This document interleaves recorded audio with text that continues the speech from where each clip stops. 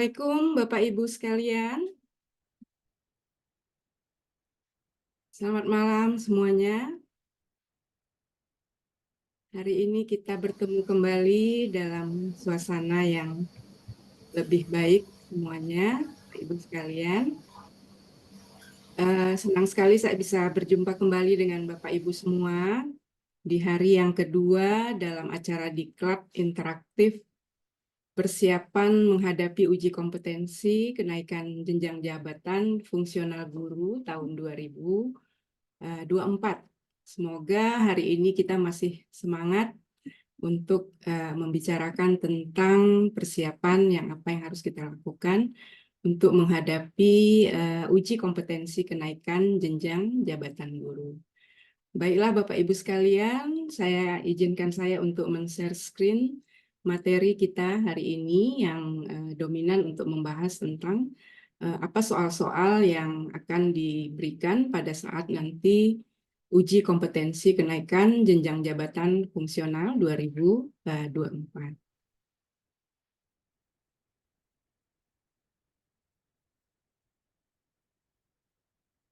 Nah, baik Bapak Ibu sekalian, saya mulai ya. Tema kita malam ini adalah tentang materi soal uji kompetensi kenaikan jenjang jabatan fungsional guru. Nah, tadi saya sudah men-share-nya di grup Diklat. Mudah-mudahan Bapak Ibu sudah membacanya sehingga nanti pada saat diskusi interaktif sudah ada pertanyaan-pertanyaan yang terkait dengan materi soal uji kompetensi ini. Baiklah Bapak Ibu sekalian, saya coba slideshow dulu biar lebih jelas. Nah, apa saja yang akan diujikan nanti pada saat uji kompetensi kenaikan jenjang jabatan fungsional guru ini? Yang pertama yaitu kompetensi manajerial. Kompetensi manajerial ini terkait dengan mengukur keterampilan dan kemampuan Bapak Ibu dalam mengelola kelas dan organisasi sekolah secara efektif. Nah, itu ada beberapa indikator, ada 8, mungkin saya tidak usah bacakan satu persatu, bisa Bapak Ibu lihat. Ya, yang terpenting adalah di sini orientasinya ke 8 indikator ini tujuannya adalah untuk mengelola kelas dan organisasi sekolah secara efektif.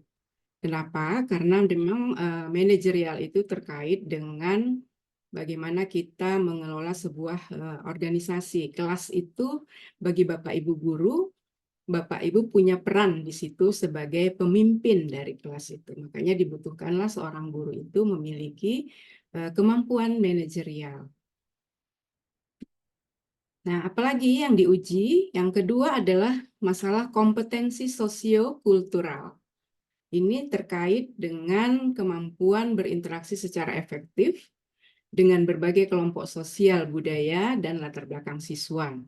Artinya, Bapak Ibu guru di sini tidak boleh membeda-bedakan siswa, baik dari sisi agama, etnis, kemudian usia, fisik, dan lain sebagainya. Bahkan menekankan aspek inklusivitas, artinya jangan sampai kita membedakan siswa kita dari berbagai latar belakangnya.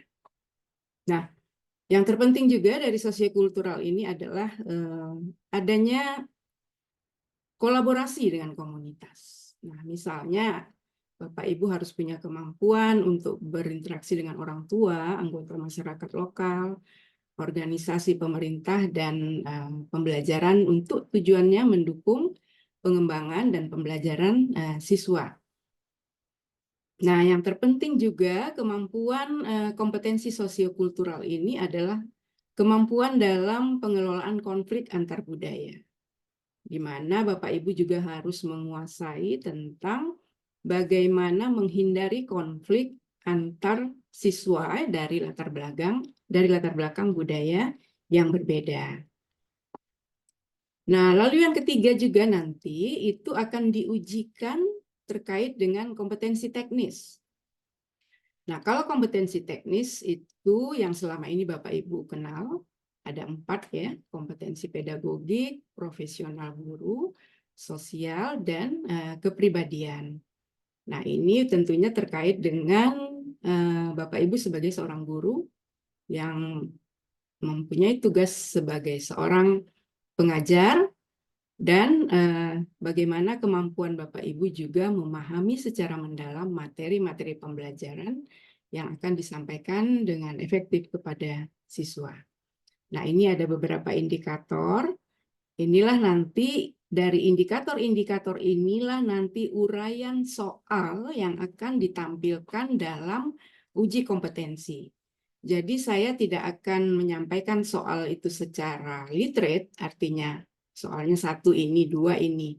Tapi yang terpenting adalah Bapak Ibu memahami filosofis dari apa yang dimaksud dengan kompetensi teknis, kompetensi sosiokultural, dan kompetensi manajerial. Kenapa? Karena nanti dari soal-soal itu akan terlihat apa yang diukur dari soal tersebut. Apakah dia masuk klasifikasi manajerial atau klasifikasi teknis atau juga kompetensi sosiokultural. Nah, jadi indikator-indikator ini perlu Bapak Ibu pelajari supaya nanti dalam menjawab itu juga tidak ada kekeliruan seperti itu. Nah, soal yang akan diujikan dalam uji kompetensi itu berbeda-beda. Jadi kalau dari guru ahli pertama ke ahli muda, yaitu golongan 3B ke 3C, itu tipe soalnya namanya situational judgment test. Nanti kita akan uraikan itu. Kemudian kalau dari ahli muda ke ahli madya, itu dari 3D ke 4A, itu ada dua. Tingkatannya lebih sulit lagi. Ada SGT dan ada soal yang bersifat studi kasus. Nah, untuk jenjang yang lebih tinggi lagi, yaitu ahli madya ke ahli utama dari golongan 4C ke 4D, itu ada 3. Jadi ada SGT, ada simulasi coaching, dan ada wawancara. Nah, simulasi coaching dan wawancara ini nanti bagi Bapak Ibu yang mau ke ahli utama ini dilakukan secara live. Jadi Bapak Ibu dikondisikan untuk berhadapan langsung dengan tim penilai dari uji kompetensi ini. Nah, ini dia tadi soal SGT, Situational Judgment Test. Ini mayoritas mungkin di antara Bapak Ibu banyak yang berada di golongan 3B ke 3C.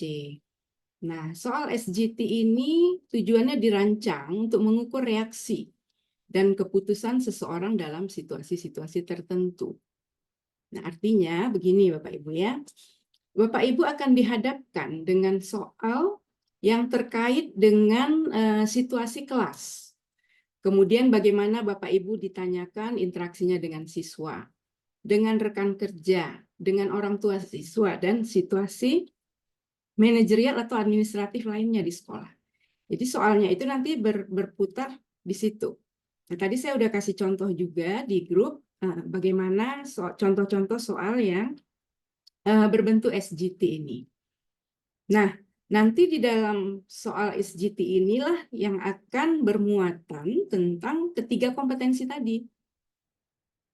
Jadi diramu dalam SGT itu muatan-muatan soalnya terkait dengan ketiga aspek itu, manajerial, teknis, dan sosiokultural.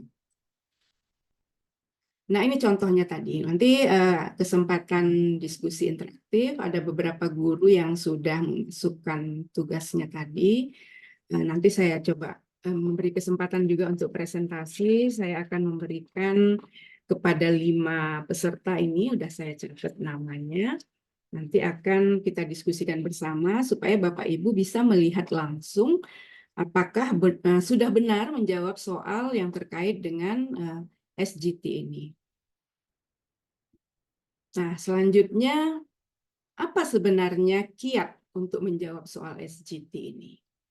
Nah, yang pertama adalah kita harus menunjukkan pemahaman yang baik tentang prinsip-prinsip pedagogik. Kenapa? Karena memang Bapak Ibu tidak terlepas sebagai seorang guru itu penguasaan terhadap pedagogik ini memang sangat harus dikuasai secara benar dan Memang seperti lifestyle kita, pedagogi itu kan semacam ilmu ya, ilmu pendidikan ya, ilmu yang mendidik. Nah, itu juga harus kita pahami secara mendalam. Nah, kemudian kepekaan terhadap kebutuhan dan perasaan siswa. Ini juga nanti pertanyaannya itu terkait indikator supaya Bapak Ibu bisa menjawabnya, dominan jawaban yang dipilih itu atau nanti diuraikan itu semua berorientasi kepada kebutuhan dan perasaan siswa. Lalu yang ketiga, kemampuan berkomunikasi secara efektif. Jadi nanti Bapak Ibu bisa menjawab soal itu, tunjukkanlah bahwa kita memang memiliki kemampuan berkomunikasi secara efektif untuk menyelesaikan masalah-masalah. Nah, kemudian juga kemampuan untuk memecahkan masalah dan mengelola konflik dengan baik. Nah, nanti soalnya itu cenderung disampaikan dalam bentuk seolah-olah ada konflik. Nah, Bapak Ibu disuruh membuat jawaban yang pas untuk itu. Nah, kemudian juga SGT ini merupakan alat yang berguna untuk menilai keterampilan interpersonal dan manajerial. Nah, tentunya yang penting bagi seorang guru untuk memimpin kelas dan bekerja di lingkungan sekolah. Jadi soal-soal yang terkait dengan SGT itu memang sebenarnya untuk mengukur kemampuan Bapak Ibu, bagaimana kemampuan interpersonalnya, kemampuan manajerialnya dalam hal mengelola kelas dan dalam hal bekerja di lingkungan sekolah. Nah, selanjutnya ini untuk guru dari 3D ke 4A. Ya, selain tadi soalnya SGT, ada juga soalnya itu studi kasus. Nah, studi kasus yang dimunculkan dalam soal uji kompetensi itu biasanya ada 3 bentuk. Yang pertama itu adalah terkait dengan manajemen kelas, kemudian terkait dengan kolaborasi dengan orang tua, dan yang ketiga terkait dengan penyesuaian kurikulum. Nah, tadi saya juga sudah memberikan soal ini di grup. Nanti ada beberapa Bapak Ibu yang sudah masuk tugasnya, kita akan bahas secara rinci nanti pada waktu sesi diskusi. Nah, apa yang perlu kita kuasai atau kiat untuk menjawab soal-soal studi kasus ini? Yang pertama adalah karena soal studi kasus ini nanti kan menyajikan skenario ya, atau situasi yang kompleks. Sehingga Bapak Ibu dituntut untuk memiliki pemikiran yang kritis, serta menerapkan pengetahuan dan keterampilan dalam menyelesaikannya. Jadi tentunya kalau kita lihat di sini, yang paling utama itu adalah pengalaman. Karena tidak mungkin Bapak Ibu bisa melakukan menjawab analisis atau studi kasus apabila belum punya pengetahuan dan keterampilan dalam menyelesaikannya. Keterampilan diperoleh dari pengalaman. Nah, pengetahuan tentunya diperoleh dari pendidikan ya, latar belakang Bapak Ibu sebagai seorang pendidik. Nah, selanjutnya juga kalau Bapak Ibu mendapatkan soal studi kasus, itu biasanya Bapak Ibu dihadapkan pada situasi dunia nyata yang kompleks dan beragam di dalam suatu kelas atau sekolah. Nah, kemudian juga nanti Bapak Ibu dihadapkan juga pada soal bagaimana guru tadi bisa menerapkan pengetahuan dan keterampilannya, kemudian menganalisis situasi, mengidentifikasi solusi yang sesuai, dan merencanakan tindakan yang efektif untuk mengatasi tantangan yang dihadapi. Nah, tentunya untuk ini semua dibutuhkan kemampuan berpikir secara kreatif, berkolaborasi dengan berbagai pihak yang terkait dalam mengambil keputusan yang tepat.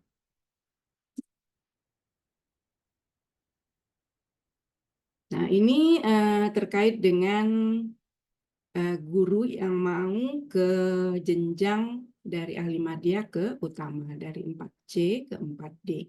Ini ada nanti soal simulasi coaching ya. Nah, sebenarnya apa sih simulasi coaching itu? Itu biasanya Bapak Ibu nanti dirancang untuk soal simulasi coaching itu dirancang untuk menguji kemampuan Bapak Ibu dalam menerima umpan balik. Nah, tujuannya adalah meningkatkan kinerja dan mengatasi tantangan yang muncul di dalam lingkungan kelas atau sekolah. Dalam simulasi coaching ini nanti juga yang penting dipertimbangkan adalah situasi-situasi yang realistis dengan tugas-tugas yang biasanya Bapak Ibu hadapi, baik di lingkungan kelas dan sekolah. Nah, tujuan utamanya dari simulasi coaching ini adalah untuk mengukur kemampuan guru dalam menerima masukan, memecahkan masalah, dan mengembangkan keterampilan. Nah, itu ya simulasi coaching. Nanti contohnya ini, kebetulan ini tadi memang belum saya share karena saya lihat dari database guru-guru yang mau ke 4C, ke 4D ini kelihatannya baru sedikit ya. Jadi mungkin nanti dalam forum diskusi bisa kita kembangkan ya. Nah, selain itu juga untuk guru yang mau ke guru utama ini ada soal wawancara. Ini tujuannya untuk menilai kompetensi guru yang sering kali dirancang untuk menggali pemahaman, pengalaman, dan keterampilannya. Nah, kemudian juga wawancara ini bertujuan untuk mendapatkan pemahaman yang komprehensif tentang keterampilan, pengetahuan, dan sikap yang dimiliki oleh guru itu dalam menjalankan posisinya sebagai pendidik. Wawancara, ini contoh soalnya, nanti juga saya pikir nih saya lewatkan saja karena memang belum banyak ya guru yang mau ke guru madya ini, hanya beberapa orang. Nah, jadi ada 6 poin pointer yang penting diperhatikan kalau kita memang masuk ke dalam soal yang terkait dengan wawancara, dan ini dilakukan secara live oleh tim uji pengembangan tim uji kompetensi tadi UKKJ. Nah, ini yang terpenting mungkin kita bahas ya. Bagaimana pembagian atau persentase nilai dari UKKJ ini? Yang pertama adalah bahwa hasil uji kompetensi dilakukan berdasarkan hasil pelaksanaannya. Ya, sudah otomatis itu ya. Yang kedua, peserta UKKJ dinyatakan lulus apabila mencapai nilai ambang batas kompetensi. Nah, ini yang perlu kita garis bawahi. Sebatas mana nilai ambang batas itu? Yaitu nilainya kelulusan itu paling rendah 70 untuk setiap jenjang. Maksudnya jenjang yang tadi ya Bapak Ibu, guru muda, guru madya, dan guru utama. Maaf Bapak Ibu ya, saya minum sebentar ya.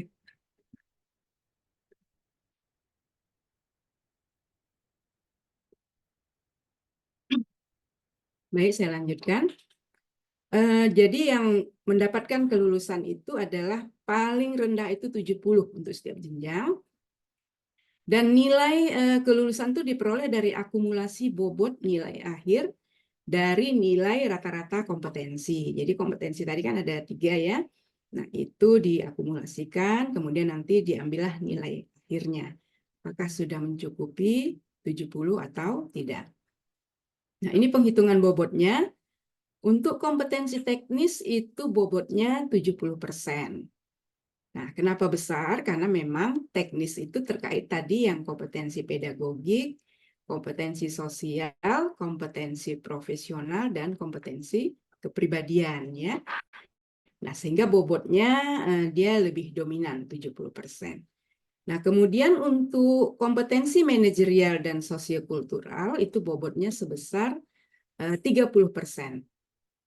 Nah, kemudian ini ada perhitungan akumulasi ya dari uji kompetensi untuk guru yang jenjang muda, yaitu dari 3B ke 3C, itu 100% semua berasal dari soal SGT itu. Ya, jadi Bapak Ibu memang benar-benar harus memahami dan mempersiapkan diri tentang bagaimana menjawab soal SGT, karena memang Kalau dari yang 3B ke 3C, 100% nilainya dari soal-soal SGT ini. Nah, kemudian kalau dari jenjang madya, itu terbagi dua, yaitu, nah sebentar ya Bapak Ibu, ini jenjang madya. Nah, jadi dia 50-50 kalau untuk yang jenjang madya, yaitu situational adjustment-nya 50%. Kemudian tadi satu lagi, kalau jenjang madya itu SGT, satu lagi apa tadi ya? Nanti saya lihat kembali ya. Pokoknya dia 50-50, situational adjustment testnya 50%. Nah, satu lagi apa tadi 50%. Nah, kalau untuk yang jenjang utama itu 50-50 Bapak Ibu ya. Ada SGT, ada coaching, dan ada wawancara. Nah, itu untuk akumulasi dari perhitungan atau pengolahan hasil uji kompetensi. Nah, kemudian bagaimana kalau sekiranya Bapak Ibu tidak lolos untuk di fase pertama? Nah, itu ada kesempatan untuk mengulang, tetapi di lain waktu yang berbeda. Itu kira-kira Bapak Ibu, ini saya coba buka kembali ya tadi yang soal untuk, nah studi kasus ya Bapak Ibu, tadi saya lupa menambahkan. Jadi yang 50% SGT, 50%-nya studi kasus. Kalau kita menghitung akumulasi dari nilainya tadi. Kira-kira seperti itu Bapak Ibu, saya coba untuk mengakhiri dulu presentasi saya. Kita masuk ke sesi diskusi, mungkin supaya lebih banyak ya. Ini ada waktu kira-kira kita 1 jam lebih 8 menit untuk kita mengulas tentang soal-soal yang terkait dengan SGT, kemudian studi kasus. Itu tadi yang saya beri soalnya di grup. Nah, saya mencoba untuk memanggil Bapak Ibu yang sudah siap dengan pemaparannya. Yang pertama itu saya persilakan Ibu Rohayati. Ada nggak ya, udah hadir dari SD Negeri 1 Sukarame, Tasikmalaya. Ibu, ada Ibu Nurhayati? Silakan Ibu raise hand biar kelihatan di mana posisinya Ibu Rohayati yang sudah memberikan jawabannya tadi terkait dengan soal studi kasus, bukan studi kasus, SGT. Ada Ibu? Coba raise hand Bu. Belum muncul ya, Bu Rohayati. Baik, saya lanjutkan kalau tidak ada. Bapak Selamat Haryadi dari SMP Negeri 4 Pasir, Blengkong, Kalimantan. Enggak ada juga, Pak Selamat.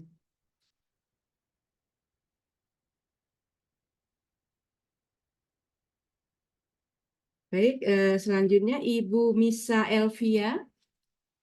Ada nggak kira-kira? Ini Ibu Misa dari Madrasah Sanawiyah 50.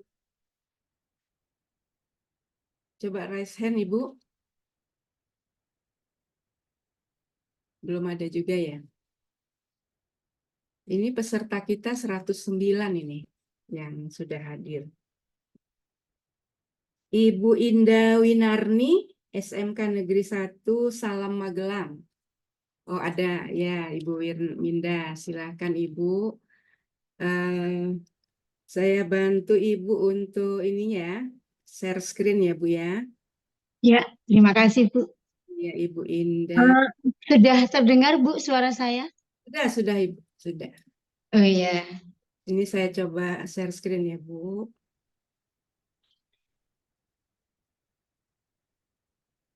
Ibu Indah Winarni. Ya. Ya, terlihat kan Bu? Silakan Ibu. Ya, terima kasih atas waktunya. Assalamualaikum warahmatullahi wabarakatuh. Waalaikumsalam. Kepada semua Bapak Ibu guru yang hebat di seluruh Indonesia, bahagia sekali saya berada di acara ini, adalah acara yang sangat saya tunggu-tunggu. Saya berada di golongan 3D, Ibu. Iya, Bu. Sebelumnya saya perkenalkan, saya Indah Winarni dari SMK Negeri 1 Salam, Kabupaten Magelang, Jawa Tengah. Saya guru matematika untuk kelas 1, 2, dan 3. Tetapi untuk tahun ini saya mengampu di kelas 2 dan kelas 3. Sekolah kami adalah sekolah pertanian, Ibu. Jadi jurusannya adalah agrikultur ya, Bu ya, tentang pertanian.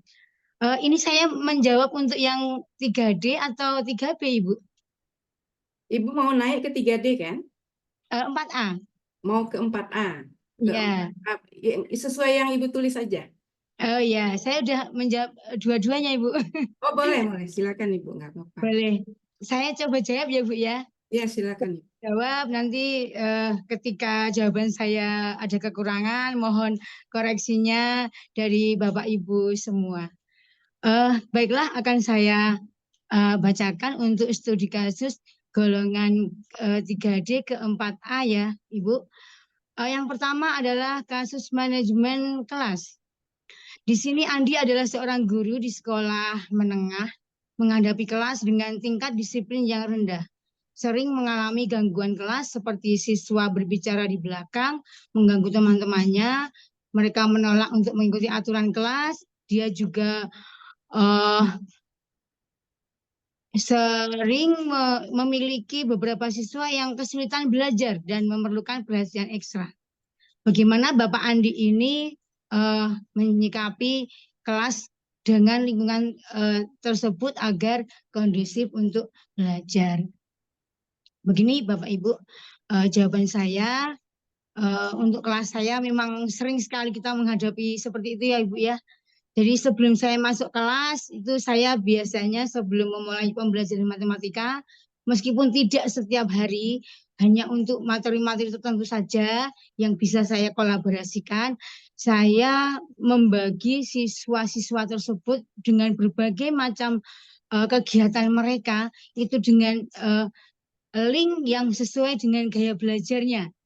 Sehingga nanti saya mendapatkan kelompok-kelompok siswa yang memiliki gaya belajar auditori, kelompok visual, dan kinestetik.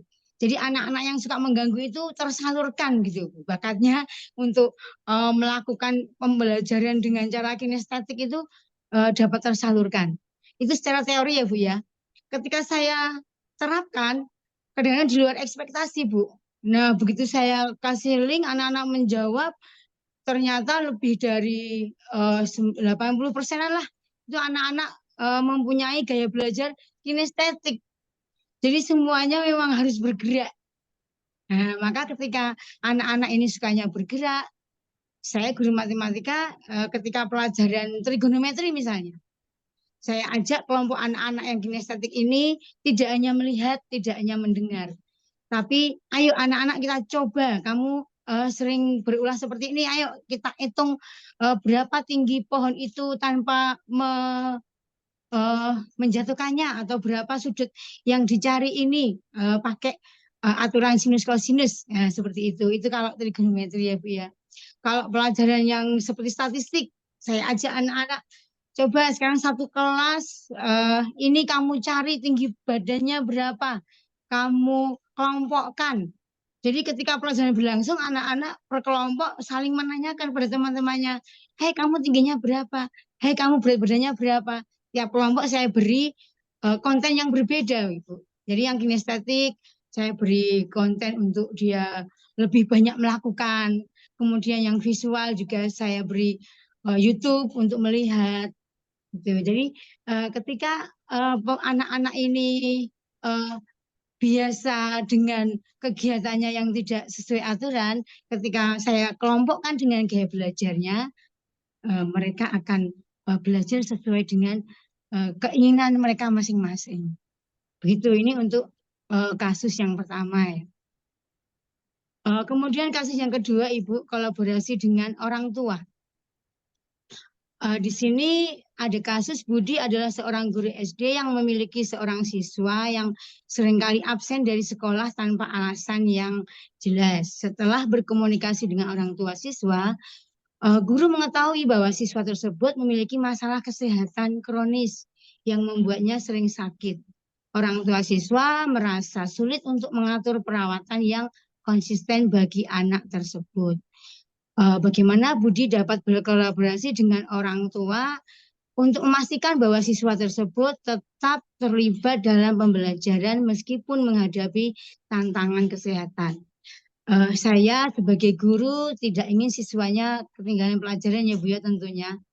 Maka saya akan mengajak orang tua berdialog dan mencoba menawarkan bagaimana kalau anak ini kita bawa ke puskesmas atau rumah sakit dengan BPJS kalau punya atau dengan biaya dari UKS.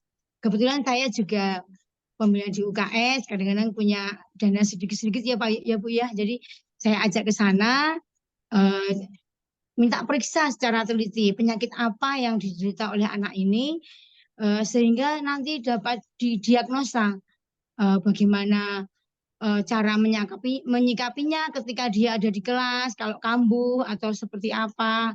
Dan kalau memang tidak bisa sekolah, tidak bisa masuk sekolah, maka akan saya beri tugas. Biasanya sekarang kan zaman IT ya Bu ya, jadi tiap wali murid itu pasti punya grup WhatsApp untuk anak-anaknya. Jadi saya beri tugas, ini tugas untuk si Budi, tolong Bapak Ibu di rumah eh, ikut dibantu untuk mempelajari. Nah, ketika orang tua merasa kesulitan membantu, nah, insya Allah saya jika ada waktu atau eh, anak-anak butuh bimbingan saya, akan saya bantu untuk mengejar ketinggalan tersebut. Itu untuk soal nomor 2. Soal nomor 3, Ibu, adalah penyesuaian kurikulum. Citra adalah seorang guru matematika di SMA yang memiliki beberapa siswa dengan tingkat penguasaan matematika yang beragam. Beberapa siswa tadi menunjukkan kemajuan yang pesat, sementara yang lain mengalami kesulitan dalam memahami konsep dasar.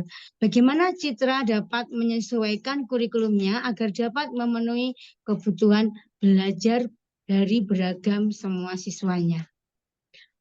Untuk saya, Ibu, jawaban saya kebetulan guru matematika menghadapi beragam kemampuan murid karena tidak semua anak itu pintar semua, tidak semua anak bodoh semua. Ada yang tengah-tengah, ada yang dia cepat menangkap pelajaran, ya. Jadi saya menerapkan pembelajaran yang berpusat pada murid, Ibu. Tentunya sekali 2 kali lah, kalau tiap hari nanti nggak rampung materinya. Kadang-kadang saya menerapkan tutor sebaya. Saya menggunakan pembelajaran model tutor sebaya. Caranya saya adalah mengambil beberapa siswa yang saya rasa dia itu berada di atas, ya, pandai begitu. Saya ambil, kemudian tiap anak itu memiliki kelompok, Ibu. Jadi kelompoknya terdiri dari 5 atau 6 siswa. Nah, dari anak-anak yang sudah saya pilih ini, biasanya saya beri materi dulu. Nih, materinya ini.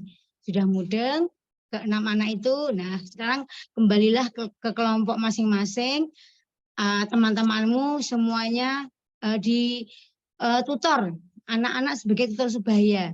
Jadi anak-anak yang malu bertanya tadi, mungkin malu sama guru, takut sama guru ya Bu, mau tanya takut. Akhirnya kalau sama temannya, dia berani. Aku mau diajari yang ini, saya sama guru tuh malu, saya takut. Nah, kalau dengan kamu mungkin saya bisa. Nah, itu Bu, cara saya menyikapi beragam siswa, salah satunya dengan menggunakan model pembelajaran tutor sebaya. Begitu Bapak Ibu, jawaban saya, ada kurang lebihnya mohon maaf. Terima kasih Ibu sudah diberi kesempatan. Ada kekurangannya mohon maaf. Assalamualaikum warahmatullahi wabarakatuh. Ya, Waalaikumsalam Bu Indah Winarni yang telah menyampaikan. Tadi masalah Ibu berarti soalnya studi kasus ya Bu ya, bukan SGT ya. Ya, studi kasus yang terkait dengan manajemen kelas, kolaborasi dengan orang tua, dan penyesuaian kurikulum. Ya, sangat menarik sekali tadi pemaparan Ibu. Dan jadi nanti jawaban-jawaban Ibu tadi setelah saya simak, memang itu kan ada kata bagaimana kita kiat ya untuk menjawab soal-soal yang terkait dengan studi kasus. Sepertinya Ibu sudah memenuhi itu. Artinya ini kan kiat menjawabnya, Ibu sudah memperlihatkan bagaimana step by step ya yang Ibu harus lakukan untuk menyikapi permasalahan-permasalahan yang ada di dalam manajemen kelas, kolaborasi dengan orang tua, dan penyesuaian kurikulum. Terima kasih sekali lagi kepada Ibu Indah Winarni ya. Nah, selanjutnya saya juga akan memanggil Bapak Putu Sudartana dari SD Negeri 3 Kedis Provinsi Bali dari Buleleng persisnya nih. Ada nggak Pak Putu nih? Putu Sudardana. Oh, ada Bapak ya. Silakan Pak, bisa on cam Pak.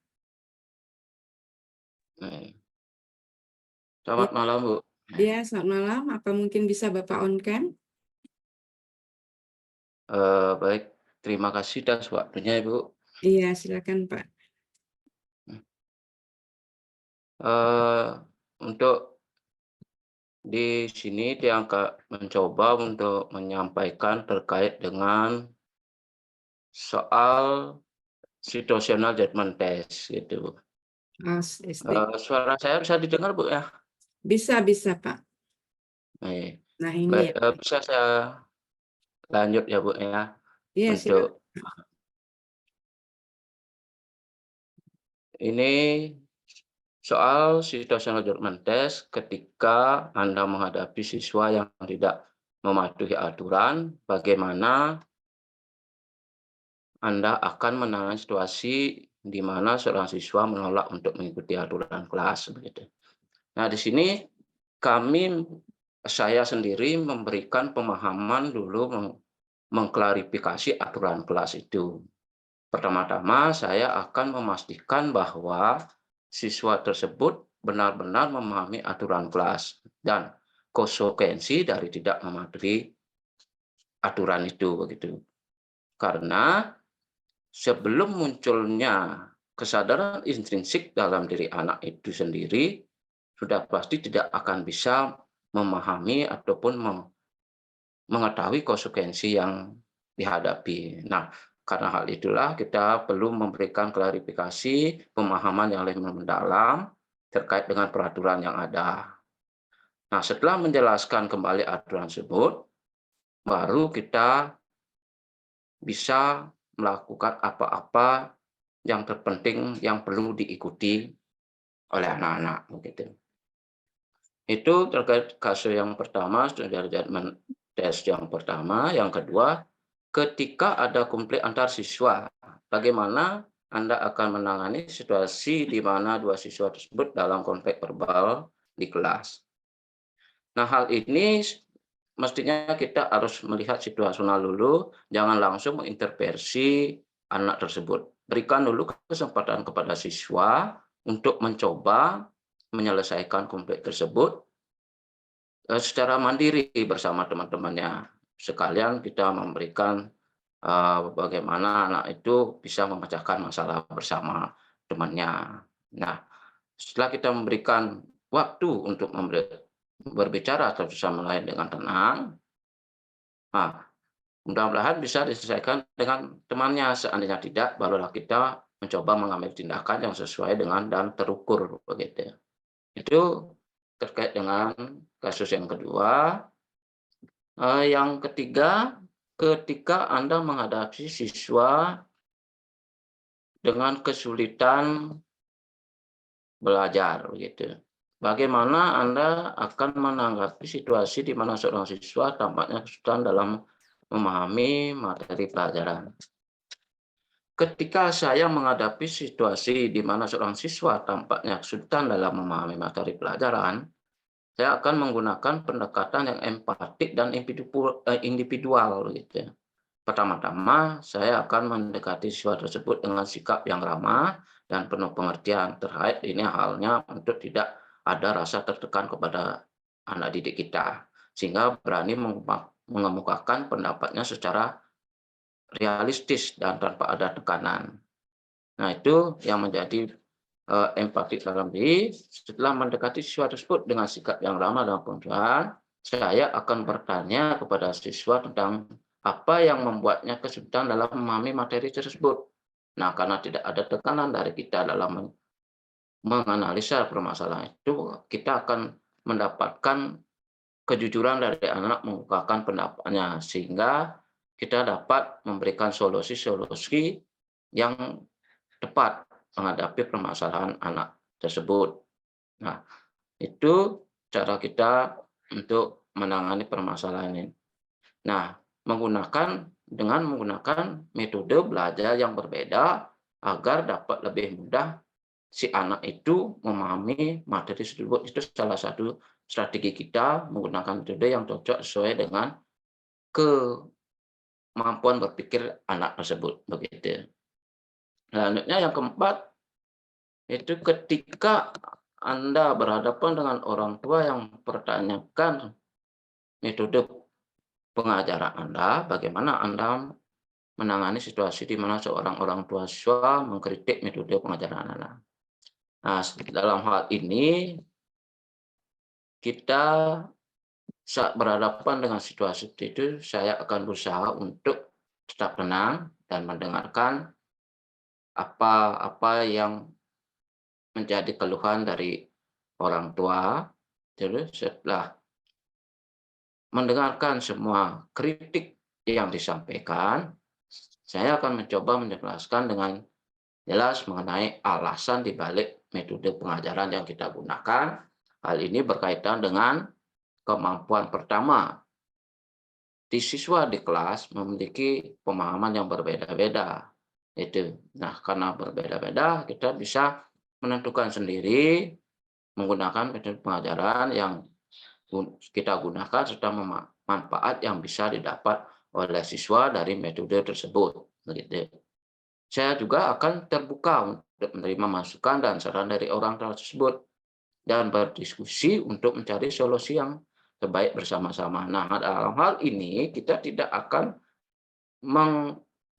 memposisikan diri sebagai yang terlalu benar, walaupun kita sebagai pendidik, tetapi memberikan ruang pada orang tua untuk memberikan sumbangsi sarannya terkait dengan proses belajar mengajar di sekolah dan kehidupan interaktif, sehingga suasana pendidikan di sekolah akan lebih berkesinambungan dengan orang tua, adanya sinergi bersama, begitu.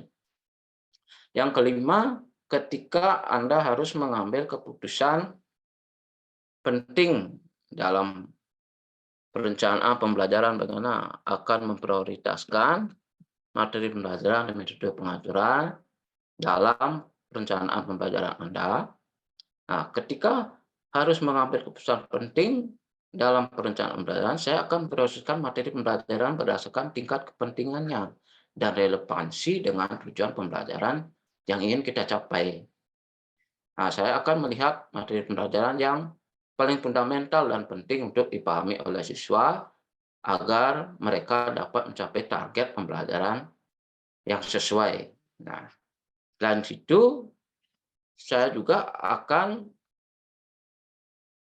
mempertimbangkan metode pengajaran yang paling efektif untuk disampaikan kepada siswa. Saya akan menyesuaikan metode pengajaran dengan karakteristik dan kebutuhan siswa. Nah, ini berkaitan dengan kemampuan kita dari hati ke hati dengan anak-anak dan mengetahui seberapa besar kemampuan dia dalam siap menerima materi yang kita gunakan dengan metode apa yang cocok, yang bisa dapat secara lebih akurat diterima oleh anak-anak. Ini terkait dengan seninya kita. Yang keenam, itu ketika Anda menghadapi tantangan manajerial di sekolah. Bagaimana Anda akan menangani situasi di mana Anda memiliki konflik jadwal atau sumber daya yang terbatas. Yang pertama yaitu identifikasi prioritas dulu, tentukan proyek atau kegiatan mana yang memiliki dampak dan urgensi tertinggi. Prioritaskan berdasarkan pada tujuan dan nilai sekolah. Nah, itu skala prioritas kita yang menentukan. Yang kedua, komunikasi yang terbuka. Sangat-sangat menentukan prioritas yang telah kita tentukan. Nah, jelaskan situasi kepada semua pihak terkait baik staf, siswa maupun orang tua, berikan pemahaman yang jelas tentang keterbatasan sumber daya atau konflik jadwal yang kita hadapi. Begitu. Yang ketiga, kolaborasi, berkoordinasi dengan semua pihak terlibat untuk mencari solusi yang paling memadai. Diskusi alternatif yang mungkin termasuk memindahkan jadwal berbagai sumber daya atau menemukan cara kreatif untuk mengatasi masalah. Nah, seperti itu mungkin kolaborasinya. Yang terakhir itu pembagian tugas. Di sini bagi-bagi tugas di antara tim atau staf untuk mengatasi masalah. Dalam hal ini, seandainya permasalahan itu kita bisa selesaikan dengan tim, kita ambil dengan tim membagi-bagi tugas, yang mana duluan dikerjakan, yang mana belakangan. Seperti itu mungkin penjelasan kami tentang SDG ini. Demikian yang dapat saya sampaikan, kurang lebihnya saya mohon maaf. Demikian Ibu. Ya, Terima terima kasih. kasih Pak Putu. Mohon maaf sebelumnya, Bapak golongan berapa saat ini, Pak? Pak Putu? Golongan berapa, Pak, saat ini? Ya, Bapak golongan berapa saat ini, Pak? golongan 3D, Bu. Oh, 3D ya, 3D. Ke 4A, Bu, ya. Nah, udah ada undangan untuk mengikuti UKKJ, Pak? Sementara belum ada cek untuk di ininya belum ada, Bu. Di SIM PKB-nya? Di SIM PKB-nya belum muncul. Tapi Pak integrasi saya sudah muncul di sana dapat dipertimbangkan untuk ke 4A begitu, Bu. Nah, sebenarnya Bapak itu sudah bisa untuk diusulkan mengikuti UKKJ.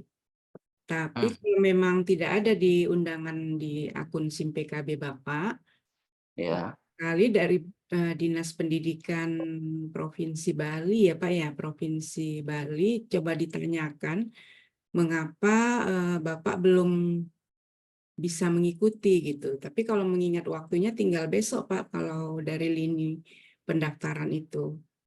Jadi mungkin memang barangkali ada kebijakan khusus dari Pemprov Bali, mungkin di periode yang kedua Pak, di Agustus nanti. Cuman kalau barangkali itu Pak, iya Pak, ada mau ditanyakan? Ya, begini Bu, karena Pak integrasi saya itu baru 2 hari yang lalu munculnya Bu ya. Apa karena itu yang menyebabkan atau ada periode berikutnya mungkin? Iya, memang begitu Pak. Berarti Bapak memang diprioritaskan untuk Agustus nanti Pak. Dan itu Agustus tahun ini. Itu kan nanti ada 3 kali ya pelaksanaan UKKJ dalam 2024 ini. Pertama April, kedua Agustus, ketiga November Pak nanti pelaksanaan. Iya, kalau di Agustus ini saya harus melapor lagi ke dinas kira-kira Bu? Jadi bukan sistemnya melapor Pak, cuman Bapak harus lihat di akun SIM PKB Bapak. Apakah sudah diundang atau tidak. Karena pemberitahuannya dari situ, dan yang memasukkan nama Bapak di SIM PKB itu atas usulan dari Dinas Pendidikan. Jadi Dinas Pendidikan Provinsi yang paling berperan dalam konteks Bapak bisa diikut sertakan atau tidak untuk mengikuti UKKJ. Jadi seperti itu Pak Putu. Satu lagi Bu, yang ini yang perlu yang sampaikan, yang mana duluan diambil antara naik pangkat dengan uji kompetensinya ini Bu, apa bersamaan begitu. Sedangkan di SIMPEG Pil BKD-nya itu mulai besok itu dibuka untuk kenaikan pangkatnya, begitu Bu. Nah, jadi gini Pak Putu, kalau SIM PKB itu dia bukan untuk kenaikan pangkat Pak, tetapi banyak fitur kan di situ. Nah, salah satunya adalah untuk mengikuti uji kompetensi. Nah, seperti itu Pak. Ya. Jadi kalau Bapak tanyakan tadi mekanismenya, kan Bapak sudah mendapatkan pak integrasi ya saat ini. Nah, Sudah. pak integrasi itu nilainya angka kredit yang diperoleh di situ itu sebatas sampai Desember 2022, Pak. Seperti itu. 2022. Ya, kalau Bapak lihat masa penilaian di pak itu, di pak integrasi di sudut kanan atas itu Pak tertera, masa penilaian sampai dengan 31 Desember 2022. Nah, kemudian kan sekarang udah 2024. Dari pak integrasi Bapak itu diusulkan ke Sudin. Kalau di Jakarta itu namanya Sudin. Tapi kalau di Provinsi Bali, mungkin kota ya Pak ya, kota di Denpasar kali ya. Singaraja ya. Nah, kota Singaraja. Di kota Singaraja dulu, di Dinas Pendidikannya, Bapak ajukan surat, maaf Pak, saya agak batuk nih. Bapak ajukan dengan melampirkan SKP 2023. Nah, seperti itu. 2023. Untuk nanti Bapak dibuatkan pak konversi. Pak konversi itu tujuannya untuk menambahkan nilai dari SKP Bapak. Jadi sudah ditandatangani oleh kepala dinas itu yang namanya Pak Konversi, Bu ya? Iya, betul. Pak konversi, Pak. Oh. Apa ya, Ibu? Iya.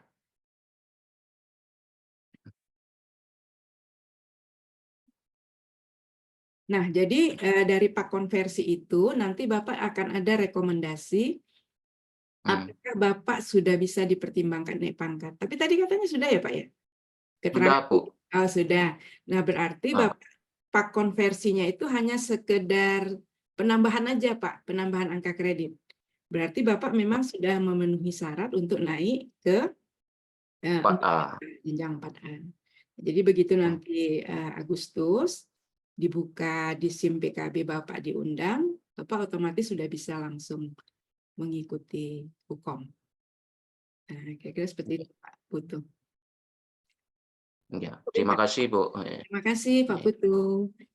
Nah, baik Bapak Ibu sekalian, nanti ini kan 8:30 ya, terkait dengan pertanyaan-pertanyaan yang banyak sekali saya terima, baik yang dari Japri maupun dari di grup ya, semuanya itu saya melihat banyak ada kecenderungan Bapak Ibu itu masih bingung untuk terkait dengan proses kenaikan pangkat. Nah, jadi kalau Bapak Ibu ini saya tanya di forum aja, kira-kira apakah kita lanjutkan mengenai pengkajian tentang cara menjawab soal SJT ini, kemudian studi kasus, atau yang paling utama proses kenaikan pangkatnya terkait dengan UKKJ. Nah, kalau memang itu saya bersedia untuk menjelaskannya, saya akan buka slide saya yang terkait dengan kenaikan pangkat. Nah, jadi coba raise hand bagi yang mau, ini saya akan naik pangkat atau bisa di room chat, silakan Bapak Ibu. Ini mungkin admin bisa dibuka mic-nya sebentar, saya ingin dapat voting dulu. Ini yang mana nih yang paling banyak, soal ajakah atau proses kenaikan pangkat? Silakan Bapak Ibu, mana nih? Apakah soal Bu, soal. Izin Bu. Ya. Soal aja Bu. Soal aja Bu. Soal saja Bu. Soal Bu. Soal Bu, soal. Soal aja ya. Ya, Soal aja Ibu. Baik. Ya, kita lanjutkan kalau gitu soal. Baik, tolong hostnya dimatikan kembali mic-nya. Ya.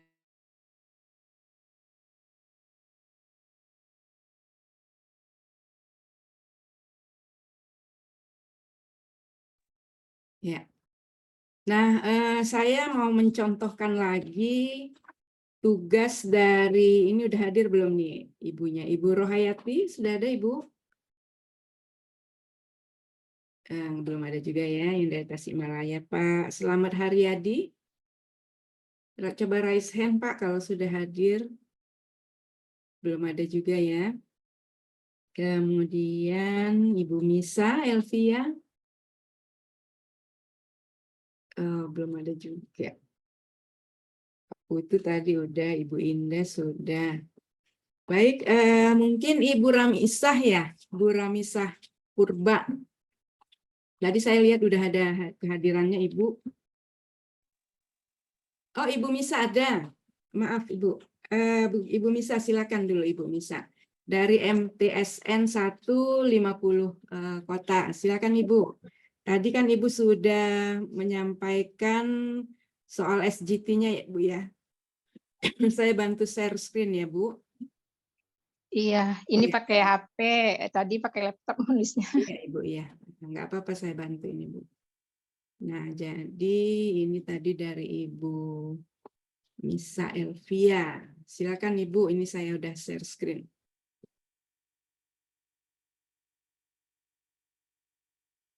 Ini masih Ibu Indah Winarni ya? Tadi ya. Bentar ya. Sebentar ya Bapak Ibu. Ibu Misa. Nah, ini ya Bu ya? Iya. Iya, silakan Ibu. Ini saya zoom. Iya. Ya, silakan. Iya, Ini saya soal SGT, ya. ya di sini saya buatnya ringkas saja, Bu. Ya, silakan Ibu. Yang soal pertama, cara menangani siswa yang tidak mematuhi aturan kelas. Ya, saya dengan cara biasanya menegur bersangkutan ya, mulai dari secara lisan. Nah, ditanya kenapa tidak mematuhi peraturan, kemudian diberi nasihat, kemudian diberi pengarahan agar tidak lagi mengulangi kesalahan. Tapi jika mengulangi lagi kesalahan, baru dilaporkan ke guru BK agar membina siswa tersebut. Biasanya kami kalau udah diulangi lagi, biasanya mengirimkan surat ke orang tua agar datang ke sekolah untuk menangani kasus anaknya. Nah itu Bu, saya ringkas saja nih. Kemudian jika ada konflik antar siswa secara verbal, cara menanganinya dengan memanggil dan mendamaikan kedua siswa tersebut, juga diberi nasihat agar bicara dengan baik dan tidak menyakiti hati teman. Yang ketiga, menangani siswa yang kesulitan dalam memahami pelajaran dengan cara menanyakan apa yang sulit, menjelaskan kembali materi yang sulit, atau diminta belajar bersama teman dengan tutor teman sebaya juga ada. Kemudian jika ada orang tua yang mengkritik metode mengajar, akan menerima dengan senang hati kritikan tersebut dan mendiskusikan apa yang menjadi masalah bagi anaknya. Yang kelima, cara mengambil keputusan penting dalam perencanaan pelajaran dalam memprioritaskan materi dan metode.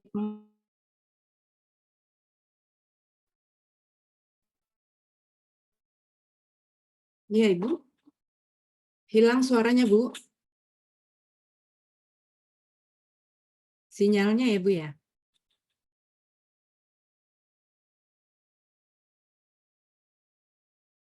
Ya Bu Misa. Hilang suaranya Bu. Sinyal Ibu Ya, ya. Bu. Iya, Iya. sinyalnya lemah ini. Ya, metodenya ya, Bu. Baik Bu, udah terbaca ini kok untuk semua peserta. Ya. Baik, saya coba evaluasi ya Bu ya. Ini saya stop dulu yang Ibu. Ya, masih banyak kurangnya nih Bu, maaf. Nggak apa-apa Ibu, kita sini sama-sama belajar. Saya akan mencoba untuk melihat ya apa yang Ibu jelaskan ini memang masih banyak perlu dilengkapi ya Bu ya. Misalnya coba kita lihat apa saja atau kiat untuk, ini saya stop dulu ya Bu. Nah, kita coba ambil acuan dulu bagaimana sebenarnya trik atau cara untuk Bapak Ibu menjawab soal SGT tadi, Situational Judgment Test. Nah, pertama, kata kuncinya adalah kita menunjukkan pemahaman yang baik tentang prinsip-prinsip pedagogik. Ya. Kemudian kepekaan terhadap kebutuhan dan perasaan siswa. Nah, coba kita lihat tadi jawaban Ibu ya. Jadi tadi semua ini masih ingat kan? Prinsip-prinsip pedagogik, perasaan siswa, kemampuan yang efektif, dan memecahkan masalah dengan mengelola konflik dengan baik. Kenapa? Karena soal SGT ini itu akan mengukur bagaimana keterampilan interpersonal Bapak Ibu dan manajerial. Nah, ini penting, dua aspek penting ya, keterampilan interpersonal itu terkait dengan komunikasi, terkait dengan interaksi sosial. Nah, kemudian bagaimana Bapak Ibu memahami orang lain, nah itu kemampuan atau kecerdasan interpersonal. Nah, kita coba lihat tadi punya Ibu, kembali saya share ya, tadi apakah ini sebagai perbandingan saja. Coba ya, Bapak Ibu, kita coba share dulu.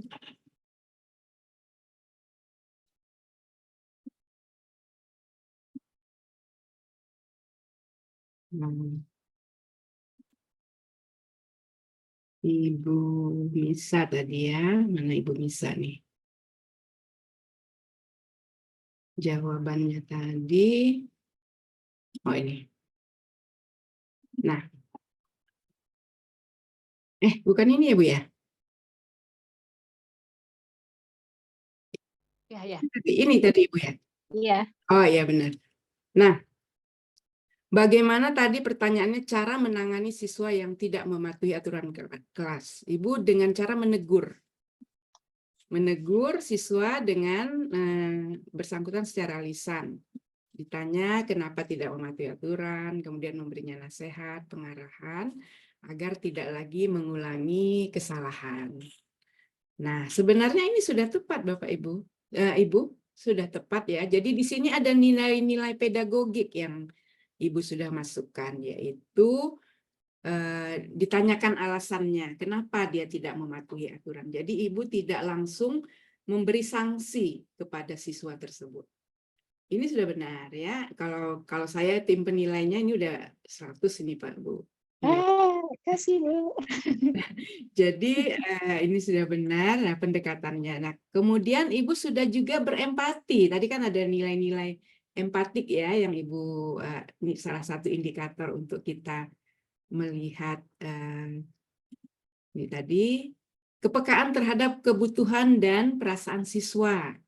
Nah, apakah Ibu sudah? Ya sudah, karena Ibu menanyakan dulu, kan? Kemudian kemampuan berkomunikasi secara efektif, itu juga Ibu sudah melakukannya, ya Bu ya.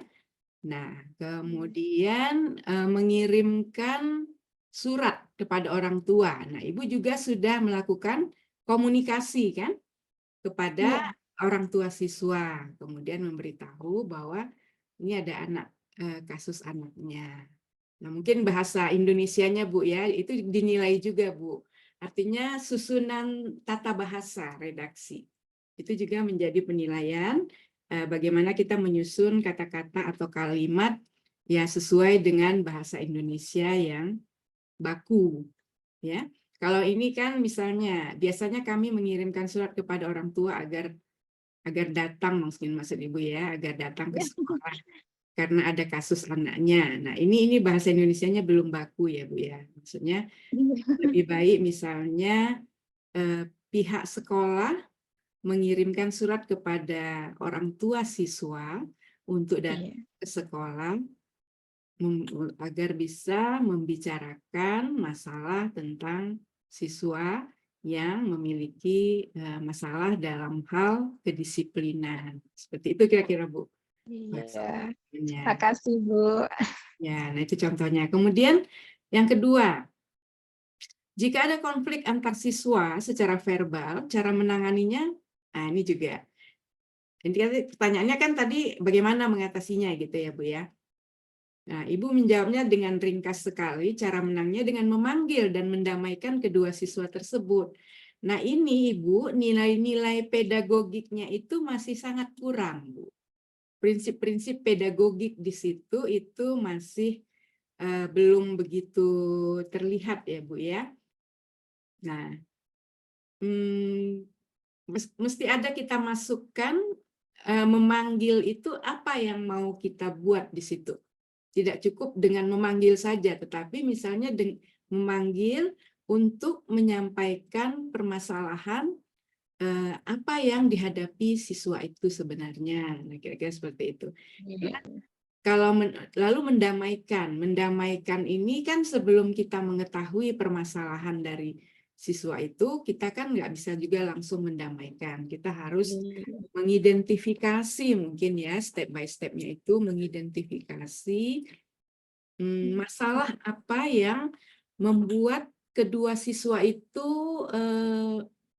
konflik gitu. Terjadi konflik. Kita harus mengemukakan itu. Jadi kita harus menyampaikan secara verbal, maka kami dari guru akan memanggil siswa, lalu menanyakan permasalahan yang dihadapi kedua siswa tersebut sehingga mengalami atau melakukan terjadinya konflik. Kira-kira seperti itu, Bu. Diberi nasihat agar berbicara dengan baik, jangan menyakiti hati teman. Ya memang secara substansi Ibu udah benar ini. Artinya ya memang inilah yang kita lakukan ya kalau anak siswa kita melakukan misalnya berkelahi dan sebagainya. Tetapi Bu, kalau untuk menjawab soal ini, situational judgment test ini, memang bahasa kita itu pertama harus diperhatikan ya, bahasanya formal, kemudian sesuai kaidah bahasa yang baik dan benar, kemudian kalau bisa jangan sesingkat ini. Jadi sistematis, itu yang paling utama. Sistematika itu ketika kita menuliskan atau menjawab sesuatu dengan sistematis, itu merupakan refleksi berpikir kita, Bu. Jadi semakin kita menuliskan sesuatu dengan cara yang sistematis, berarti cara berpikir kita juga sistematis, tidak melompat-lompat. Nah, itulah mungkin yang dimaksud di sini teorinya kemampuan untuk berkomunikasi secara efektif.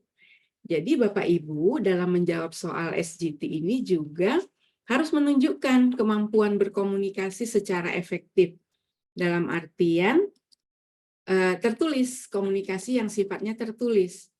Pertama harus sistematis atau kronologisnya jelas. Kedua, terlihat di situ ada solusi.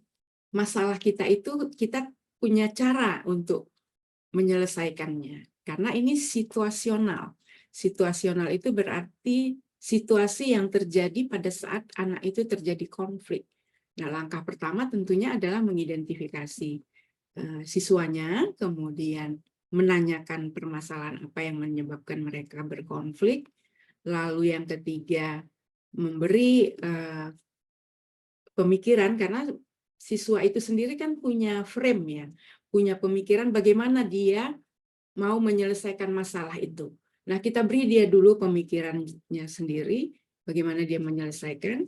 Kemudian setelah kita mendapatkan cara penyelesaian mereka itu, kalau memang menurut pemikiran kita itu benar, nah kita dampingi mereka bahwa oke, kalian berdamailah karena memang pemikiran kalian itu benar. Nah, seandainya masih kedua-duanya bertahan dengan prinsipnya masing-masing atau merasa diri paling benar, barulah Bapak Ibu memberi nasihat. Nah, itu. Jadi ada kronologis, kata kuncinya itu kronologis, sistematis. Nah, kita menunjukkan juga kepekaan kita terhadap kebutuhan dan perasaan siswa. Jadi menjawab soal SGT itu kunci utamanya adalah itu ya Bapak Ibu. Karena SGT itu merupakan alat untuk mengukur keterampilan interpersonal atau kecerdasan interpersonal dan manajerial yang sangat dibutuhkan dari seorang guru, ya Bapak Ibu. Kemudian, nah ini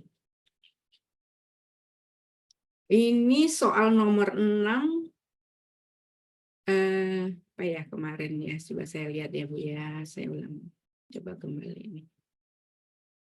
Soal nomor 6 ya. Nah, itu ketika Anda menghadapi tantangan manajerial di sekolah, bagaimana Anda menangani situasi di mana Anda memiliki konflik jadwal atau sumber daya yang terbatas.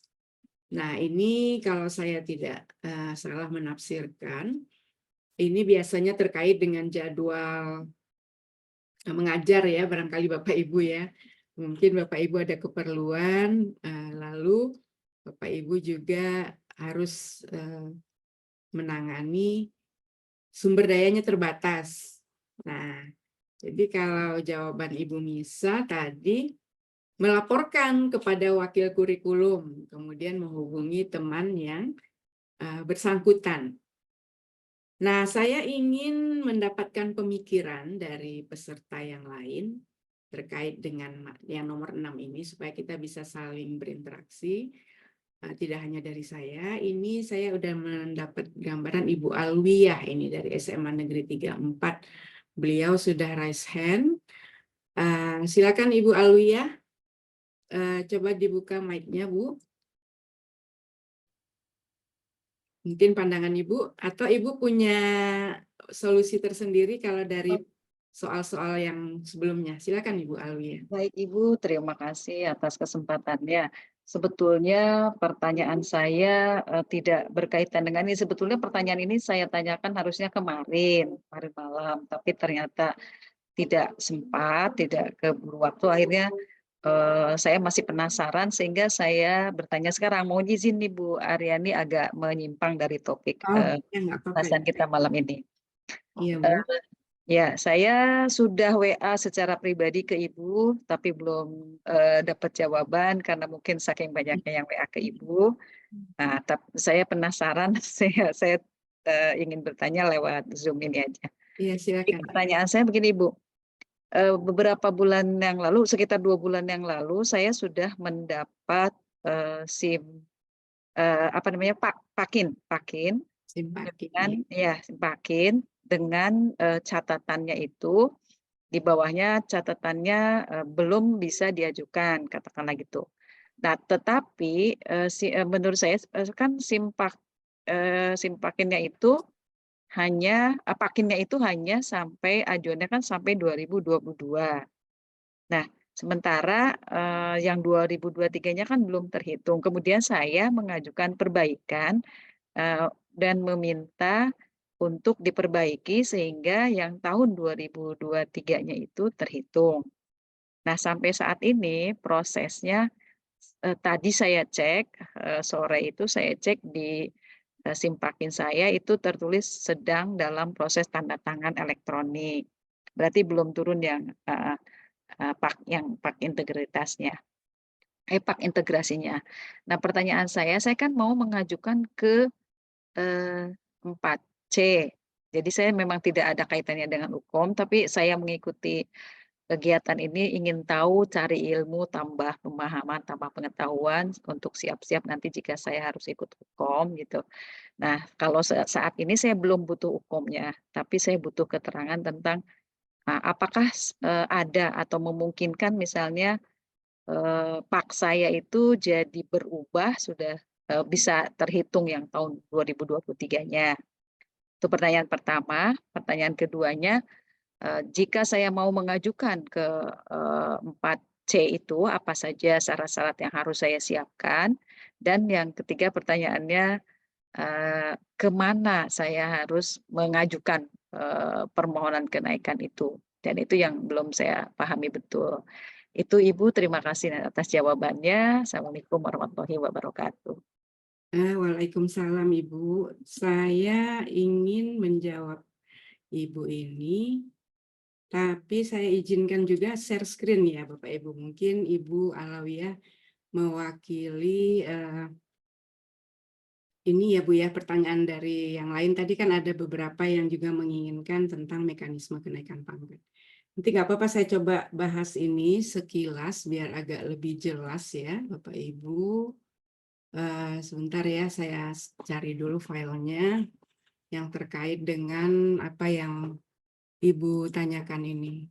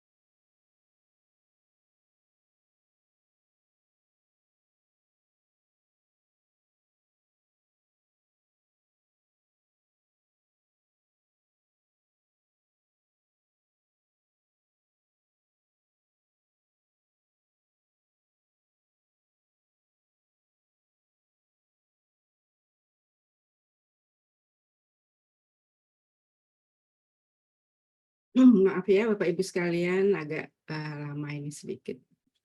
Nah, ini mungkin menjawab beberapa pertanyaan. Kemarin saya ada presentasi di SMK Negeri 42. Ibu ada di sini kepala sekolahnya, mungkin Bu Rustini, ada hadir nggak ya?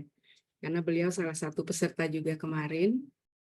Nah, saya kemarin ada pemaparan juga tentang masalah kenaikan pangkat terkait dengan pak integrasi yang ada di Simpakin maupun yang ada di Kirun kalau di Jakarta. Ini mungkin sekilas saya sampaikan.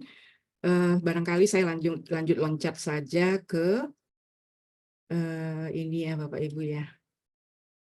Ini sudah nampak nggak ya share screen-nya? Sudah terlihat ya? Coba dibuka sebentar host. Ini biar saya dapat jawaban. Ini udah terlihat belum? Saya kira. Sudah Ibu, sudah Oh, terlihat. sudah Bu Alwia, udah ya. Baik Ibu ya, tadi pertanyaan Bu Alwia tentang Ibu kan saat ini sudah memiliki pak integrasi dari Simpakin ya Bu ya. Berarti golongan 4B ke atas. Nah, jadi Bu, perlu saya sampaikan pak Simpakin itu memang itu penilaian sampai Desember 2022. Nah, kalau Ibu mau ditambahkan dengan pak yang nilai SKP 2023, itu Ibu harus mengajukan lagi ke Sudin, ya, ke Sudin untuk dilampirkan dengan pak integrasi itu, lalu ditambahkan dengan dengan SKP yang 2023 untuk diterbitkanlah pak konversi namanya Bu. Nah, ini dia. Nilai yang tertera di pak integrasi itu hanya merupakan hasil penilaian pak konvensional atau HAPAK. HAPAK itu apabila Ibu sudah mengajukan ke Kemendikbud, lalu ada nilainya tapi belum memenuhi syarat misalnya. Nah, itu penilaiannya sampai 31 Desember. Nah, untuk bisa Ibu proses naik pangkatnya, itu Ibu mengajukan ke Sudin dengan melampirkan SKP 2023. Ini untuk mendapatkan nilai maaf, angka kreditnya ke pak konversi. Nanti Ibu akan mendapatkan pak konversi, Ibu. Nah, seperti itu. Nah, nilai konversi SKP per tahun, kalau untuk golongan Ibu kan 4B ya sekarang. Itu kalau nilainya baik, kategori baik 37,5, tapi kalau sangat baik itu 56,25. Inilah nanti yang ditambahkan di angka kredit Ibu di pak konversi itu. Nah, tapi tadi Ibu nilainya belum keluar ya Bu ya dari pak integrasi ya.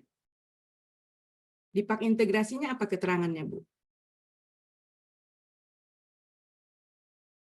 Silakan dibuka Bu mic-nya. Iya, silakan. Oke, baik Ibu, kalau yang lama itu saya sudah keluar juga nilainya.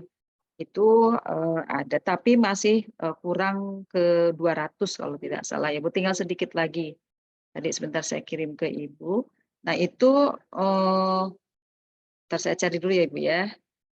Itu Ibu pak konvensional ya yang Ibu maksud? Bukan, pak integrasi Yang yang udah Ibu download dari Simpakin? sudah keluar di Simpakin, itu yang keluar sekitar sebulan yang lalu atau 2 bulan lalu itu pak integrasi. Dengan catatan tadi di bawah catatannya itu memang belum dapat diajukan, tapi menurut saya itu kan baru sampai 2022 tadi. Betul, Desember. Maka saya mencoba mengajukan lagi, waktu itu saya ke bukan ke Sudin, tapi karena saya nggak paham, maka saya waktu itu sempat ke kementerian bertemu dengan Pak Metar kalau tidak salah itu. Ya, Akhirnya yang saya itu. berkirim WA dengan Pak Metar, kemudian saya lihat di Simpakin saya kembali pak integrasi saya itu diproses kembali.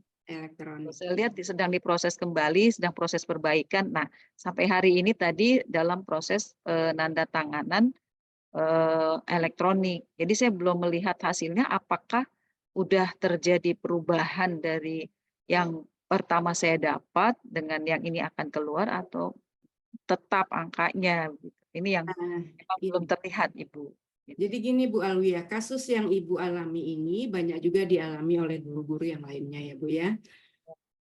Jadi nanti Ibu jangan kaget, kalaupun nanti keluar itu tidak akan ada perubahan yang signifikan Ibu. Ya, nah, Jadi angka kreditnya tetap itu. Jadi kalaupun sekarang itu ada tulisan menunggu tanda tangan elektronik, ya. itu begini Ibu, aplikasi Simpakin ini kan memang baru diterbitkan oleh Kemendikbud itu Oktober 2023 ya Bu ya. Sehingga memang sepertinya seperti proyek uji coba. Ya. Jadi banyak sekali guru, dia sudah mendownload seperti Ibu kan, sudah mendownload dari Simpakin pak integrasinya. Lalu muncul 1 minggu kemudian, pak integrasi sedang dalam perbaikan. Nah, kemudian kita tidak bisa melakukan apa-apa lagi, tidak bisa di-download, tidak bisa dibuka, dan tidak bisa di apapun lagi. Nah, itu pernah juga saya tanyakan ke sana, memang sistemnya Ibu. Jadi bukan karena Ibu datang menemui Pak Metar, lalu ada perubahan nanti, tidak, bukan masalah itu. Jadi masalahnya itu memang sistem Simpakin itu masih tahap uji coba, jadi kemarin kasusnya ada beberapa data yang tidak terlink ke BKN. Nah, seperti itu Ibu, jadi di stop dulu mereka. Kebanyakan permasalahan dari sistem. Nah, jadi terkait dengan Ibu, tahapannya itu kalau memang mau diteruskan nanti sebenarnya pak yang sudah Ibu download itu bisa Ibu proses langsung saja biar tidak membuang waktu. Ibu ajukan ke Sudin, kemudian dengan melampirkan SKP 2023 untuk diterbitkan pak konversi supaya ada penambahan angka kredit. Kalau kategori Ibu baik ya SKP-nya itu tambah 37,5. Saya kan tidak melihat nilai Ibu di integrasi yang udah Ibu download, nanti bisa dijapri ke saya lah. Artinya kalau di sini kan terlalu umum ya. Jadi Ibu japri nanti pak integrasinya ke saya coba evaluasi. Angka kreditnya berapa lagi Ibu yang kurang gitu. Nah, Angka kredit saya itu 145 Bunda, 145.735 itu yang terbaru dari pak integrasi kan. Kalau dihitung untuk sampai 200 sedikit ya, ditambah dengan yang terakhir, sepertinya kalau saya dapat nilai misalnya amat baik, sepertinya sudah bisa sampai ke 200. Iya. Nah itulah Bu, saya nanti lihat lagi ya Bu ya, saya ini kan belum tergambar. Nah jadi memang Ibu juga sudah bisa menghitungnya sendiri, kalau memang kurangnya sedikit dengan koefisien per tahun SKP-nya kalau sangat baik 56 kan. Nah, berarti Ibu sudah bisa maju. Artinya misalnya April diajukan, keluar pak konversinya. Nah, kemudian dari pak konversi itu angka kredit Ibu sudah terpenuhi yang 200 itu. Otomatis nanti di Agustus sudah bisa diajukan oleh dinas ke BKD bahwa Ibu sudah bisa mendapatkan SK 4C-nya. Gitu, Bu. Baik Ibu, berarti saya harus ke Sudin ya Bu ya. Ya, ke Sudin dengan membawa pak integrasi dan SKP 2003. Iya. Baik Ibu, terima kasih pencerahannya. Iya, sama-sama Bu Baik, Alia. Bu. Baik, gimana Bapak Ibu? Tinggal waktu kita 6 menit lagi. Apakah kita lanjutkan untuk membahas soal atau kita lanjutkan untuk membahas masalah kenaikan pangkat ini? Nah, jadi kalau menurut pemikiran saya kita lanjutkan soal ya Bapak Ibu ya, supaya kita tidak konsisten, supaya kita konsisten lah dengan tema kita hari ini. Ini saya screen dulu. Nah, tadi ada juga yang sudah menyampaikan ke saya. Ibu Nisa sudah, Bu Indah sudah. Ini ada tadi, saya belum download. Ibu Ami Syafa. Bu Ami ada hadir saat ini Ibu? Coba raise hand. Kita ingin melihat ini, Ibu. Ada Ibu? Oh iya, Ibu. Silakan Ibu. Iya, dari Banyuwangi ya Bu ya, SMA Negeri Purwoharjo. Boleh saya bantu saya scan ya Bu ya? Ibu Ami, mana tadi? Ya, Bu. Bu Ami. Sebentar ya Bu. Tadi saya udah buka. Oh ini. Ini ya Ibu ya?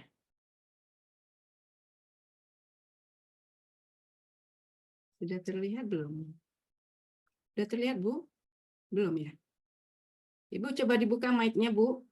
Di-unmute Bu. Bu Ami, mic-nya dibuka Bu. Iya. Nah, Oke, sudah terlihat, terdengar Ibu. Sudah. Maksud saya ini di layar sudah terlihat nggak yang Oh Ibu? iya, sudah Ibu, Ya? sudah. Oke. Nggih. Nggih, terima kasih. Iya. Silakan Bu. Nggih. Mohon izin Ibu, terima kasih. Assalamualaikum warahmatullahi wabarakatuh. Ya, Waalaikumsalam. Sebelumnya perkenalkan saya Ami Safariani dari SMA Negeri Purwoharjo, Banyuwangi, Ibu. Terus terang tadi mau menjawab tiga-tiganya di studi kasus, cuman waktunya tidak cukup, jadi saya hanya membahas atau menjawab di kasus yang pertama. Di sini kasus yang pertama adalah Andi, seorang guru yang menghadapi kelas dengan tingkat disiplin yang rendah, kemudian dia mengalami gangguan kelas, seperti siswa yang berbicara di kelas dan sebagainya. Kemudian juga memiliki beberapa siswa dengan kesulitan belajar dan memerlukan perhatian ekstra. Baik Ibu, saya mau mencoba untuk menjawab. Di sini saya melihat ada dua hal yang perlu mendapatkan perhatian, yaitu yang pertama adalah siswa dengan tingkat disiplin yang rendah. Sesuai dengan pengalaman yang saya lakukan di sekolah, bahwasanya ketika di kelas menghadapi situasi yang seperti ini, saya biasanya memanggil, ya, berkomunikasi dulu, kemudian untuk memahami beberapa anak mengapa mereka bertindak tidak disiplin. Nah, setelah kami berkomunikasi, intinya mengidentifikasi masalah. Setelah itu, permasalahan itu kan bisa datang dari rumah, sekolah, atau mungkin lingkungan teman-temannya. Setelah permasalahan sudah diketahui, langkah berikutnya adalah membuat kesepakatan. Membuat kesepakatan yang sebenarnya kesepakatan kelas itu sudah ada, cuman karena ada pelanggaran, kita paling tidak mengingatkan lagi Ibu kepada anak-anak, ini loh kesepakatan yang kamu sudah deal, kok sekarang kenapa ada pelanggaran. Itu coba kita gali informasi seperti itu. Kesepakatan ini juga bisa membuat mereka belajar bertanggung jawab dan juga untuk agar mereka juga bisa menempatkan diri, istilahnya menggugah atau mengingatkan. Kemudian setelah itu, setelah ada kesepakatan, biasanya di kesepakatan itu, kesepakatan kelas maksudnya, itu juga tertera konsekuensi pelanggaran. Nah, itu juga kita ingatkan, ini loh konsekuensi pelanggaran yang kamu lakukan, gimana kamu siap, setidaknya seperti itu. Nah, kemudian setelah kita memberikan ada komunikasi, kemudian mengingatkan mereka, di situ kita juga harus ada upaya untuk konsistensi. Jadi karena pelanggaran, maka kamu harus konsisten dengan sanksi yang sudah kita sepakati. Nah, dengan seperti itu diharapkan mereka ada perubahan perilaku seperti itu. Kemudian meskipun seperti itu, kita tetap ya Ibu ya, kalau saya tetap melakukan komunikasi dengan baik dengan anak-anak, artinya bahasa yang saya gunakan adalah merangkul, mendidik, karena saya menganggap anak-anak di sekolah saya itu anak-anak saya semua seperti itu. Pola pikirnya senakal-nakalnya mereka masih anak-anak. Mereka masih besar saja badannya, tapi pola pikirnya dan sebagainya masih seperti anak-anak. Maka perlu empati, simpati, kasih sayang, perhatian itu perlu kita berikan, kita dampingi mereka sehingga mereka merasa nyaman dengan keberadaan kita di situ. Nah, setelah itu kita berkomunikasi juga dengan guru BK atau guru-guru yang lain juga.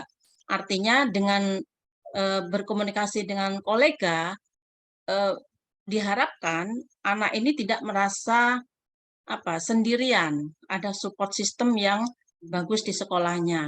Dan juga kita sampaikan permasalahan kepada orang tua, sehingga orang tua juga mengerti, oh ternyata anak saya itu di sekolah seperti ini. Kadang-kadang orang tua itu merasa, karena anaknya manis-manis di rumah, maka ketika ada permasalahan di sekolah itu orang tua tidak percaya. Di rumah itu baik-baik saja, kenapa di sekolah seperti ini? Seandainya terjadi seperti ini, pasti ada teman-teman. Nah ini yang sering sekali terjadi di kasus-kasus yang ada di sekolah kami. Kemudian yang kedua adalah ya tentang ini kesulitan belajar. Tentang kesulitan belajar, maka sebenarnya langkah-langkahnya hampir sama Ibu ya. Ketika kita menemukan anak-anak kita ada yang merasa kesulitan belajar atau terlambat belajarnya, maka yang pertama adalah mengidentifikasi masalah dulu, kita ajak komunikasi, kita ajak bercakap-cakap apa yang kamu hadapi, kenapa kamu terlambat begitu ya dibanding dengan teman-teman yang lain. Nah, setelah itu dengan identifikasi masalah, kita bisa mencari solusi dengan metode yang tepat ketika anak ini ternyata mereka tidak sama dengan temannya, apa yang harus saya lakukan? Kita cari metode yang pas atau yang cocok untuk dia agar tidak terlalu ketinggalan dengan teman-temannya. Kemudian setelah itu pendampingan secara individual Ibu. Jadi memang perlu waktu, tenaga yang ekstra untuk pendampingan anak ini secara individual.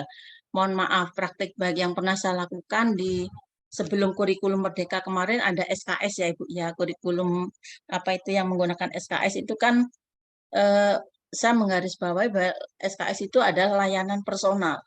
Maka pernah di satu masa itu satu kelas itu saya mengajar anak yang pengayaan, kemudian anak yang terlambat tadi, belajarnya kurang, itu memang menguras tenaga sekali. Masih sore pulang sekolah ada anak-anak yang minta ulangan susulan, itu kami layani sampai kadang-kadang pulang dari sekolah itu jam 5 sore. Nah, itu pernah kami lakukan. Jadi memang butuh energi yang luar biasa, butuh kesabaran, butuh effort yang tinggi untuk menjadi pendidik dalam tanda kutip sebagai orang tua juga. Nah, itu yang pengalaman yang pernah saya alami. Kemudian kembali lagi kepada tadi pendampingan secara individual, kita belajar mereka kita ikuti, kita dampingi, kita awasi, dan juga kita sampaikan permasalahan kepada orang tua juga. Karena apapun perkembangan pendidikan anak di sekolah itu orang tua wajib tahu. Karena dengan begitu tidak ada apa namanya hal yang hilang ya, karena orang tua sebagian beranggapan bahwa kalau anak di sekolah itu ya sudah tanggung jawab sekolah. Nah, ini di sekolah kami hindari semuanya, kami kembalikan lagi komunikasi dengan orang tua. Kemudian terakhir adalah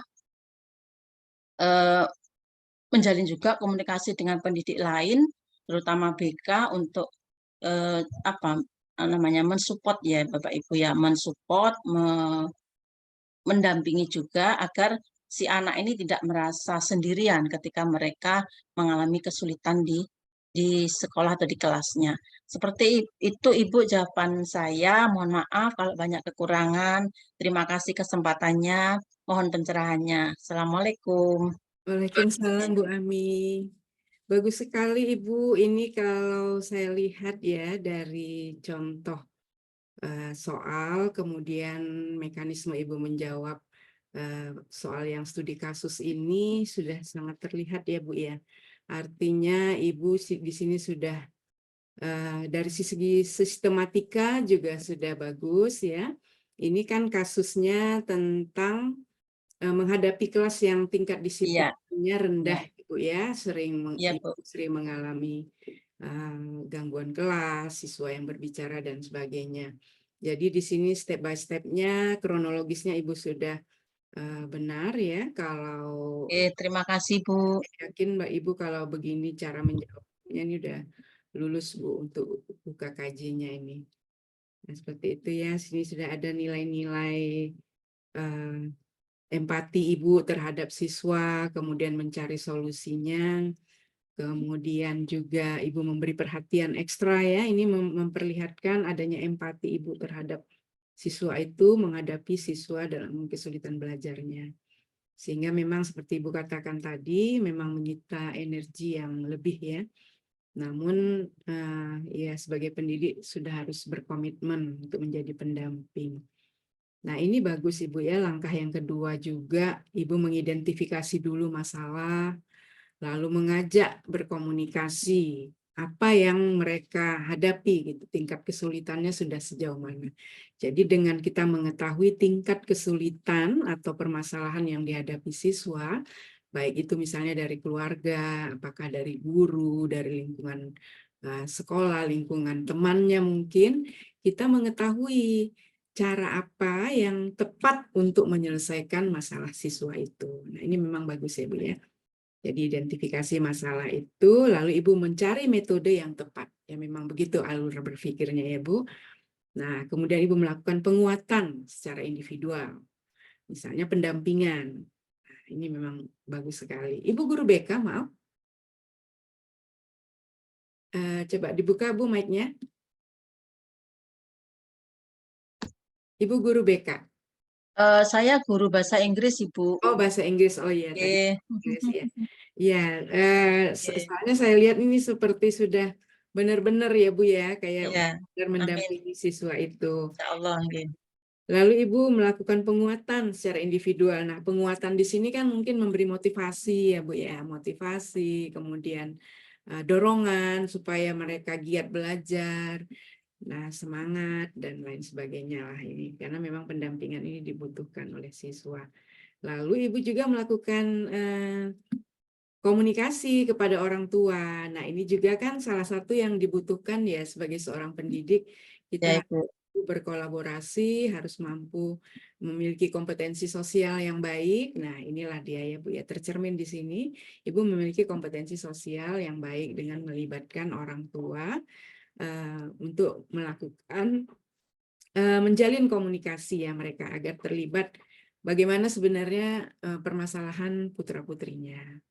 Ya Bu ya, kemudian menjalin komunikasi dengan pendidik lain. Nah, ini juga Ibu sesama guru di sekolah bisa ya bekerja sama untuk mengatasi siswa yang tadi bermasalah itu. Kenapa? Biar bagaimanapun karena kita harus terlibat, guru-guru yang lainnya di sekolah juga harus terlibat dalam pembinaan si anak tadi. Memang benar kita harus melakukan komunikasi dan mencari solusi bersama apa yang terbaik untuk siswa itu. Nah, jadi beginilah ya Bapak Ibu sekalian, soal studi kasus itu kita harus menjawabnya secara terperinci, kemudian langkah-langkahnya juga sistematis, sampai menemukan solusi permasalahan. Jadi jangan langsung kita menjawab solusinya, tapi harus kita mulai dengan identifikasi masalah, menemukan metode yang tepat, melakukan penguatan, lalu melakukan komunikasi sesama orang tua, kemudian melakukan kerjasama dengan pendidik yang lain, barulah terjalin, akhirnya akan ditemukanlah solusi terbaik untuk siswa yang tadi mengalami kesulitan belajar yang memerlukan perhatian ekstra. Nah, demikianlah dulu Bapak Ibu sekalian, waktu kita sudah lewat 10 menit, mungkin Bapak Ibu ingin beristirahat, melanjutkan ibadah-ibadah di bulan suci Ramadan yang penuh berkah dan penuh ampunan ini. Namun saya sangat menghargai ya Bapak Ibu masih mau untuk menyediakan waktunya untuk menambah pengetahuan, keterampilan terkait dengan UKKJ dan permasalahan-permasalahan pendidikan lainnya.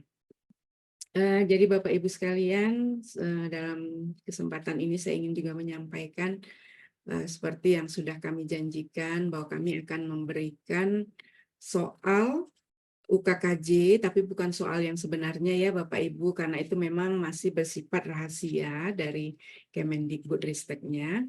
Tapi yang bisa kami berikan adalah kisi-kisinya ya Bapak Ibu, kisi-kisi, kemudian kunci jawabannya. Nah itu kami akan berikan nanti di tanggal maksimal hari Sabtu ya Bapak Ibu ya, tanggal 16. Kenapa? Karena kan memang masih lama ya ujiannya itu nanti di April dan Mei. Tapi Bapak Ibu perlu mempelajarinya sehingga kami minta waktu sampai tanggal 16 supaya materi-materinya kita sesuaikan dengan karakteristik Bapak Ibu semua gitu. Nah, jadi tanggal 16 kita akan bagikan dan Bapak Ibu juga berhak mendapatkan sertifikat, kemudian bonus-bonus yang lainnya. Bapak Ibu, itu dulu saya kira untuk malam ini. Mohon maaf lebih kurangnya. Terima kasih atas perhatian Bapak Ibu semua. Kalau ada pertanyaan-pertanyaan yang terkait dengan UKKJ maupun dengan proses kenaikan pangkat, silahkan dijapri saja saya.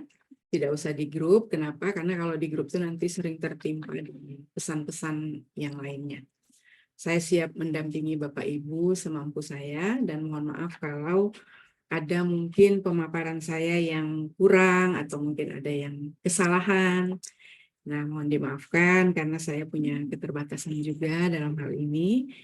Akhir kata saya mengucapkan terima kasih. Selamat malam. Assalamualaikum warahmatullahi wabarakatuh. Waalaikumsalam warahmatullahi wabarakatuh. Terima kasih Ibu atas ilmunya. Sama-sama Bapak Ibu sekalian. Mungkin saat ini kita sesi foto ya Bapak Ibu ya. Saya coba tolong hostnya dibuat layarnya keseluruhan ini terlihat. Nah, ini baru nampak semua nih, Pak Ibu semua ya. Ya, silakan difoto ya, admin. Saya coba ini full screen. Ini slide pertama, silakan Bapak Ibu senyum manisnya mana ini. Bu Neni ini mana orangnya, cuma nampak background dinding saja nih. Belum terlihat. Baik, kita mulai ya Bapak Ibu ya, senyum yang manis ya. 1, 2, 3. Ya, ini slide kedua. Iya, 1, 2, 3. Belum semua buka kameranya ini. Ya. Iya, silakan Ibu. Ini yang kedua ya, semua buka kamera ya.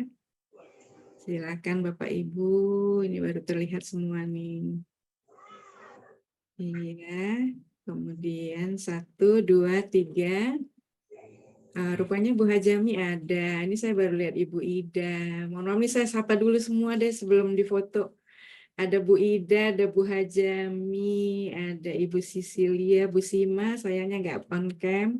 Bu Mary juga tidak on cam. Baik, kita foto ya Pak Ibu. Oh, Bu Sri juga ada nih dari Kota Serang. Mana Ibu? Nggak kelihatan wajahnya. Ya, 1, 2, 3. Baik, ini slide yang ketiga. Ini nggak ada yang on cam ya, Bapak Ibu. Iya, slide keempat juga nggak ada yang on cam, slide kelima juga nggak ada. Adin lagi Zoom. Baik, Bapak Ibu, izinkan saya off cam Terima dulu. kasih Bu Riani. Sama-sama, saya mau Terima coba kasih, menelusuri chat dulu ya Bapak Ibu ya, silakan. Salam dari Semarang. Salam, terima kasih semuanya. Sampai ketemu lagi ya Bapak Ibu. Ya, terima kasih Bu Riani. Sampai jumpa. Izin off cam ya Bapak Ibu, tapi belum live karena mau melihat dulu pesan-pesan yang ada di room chatnya. Ini baru sempat saya lihat. Saya izin off cam ya Bapak Ibu ya.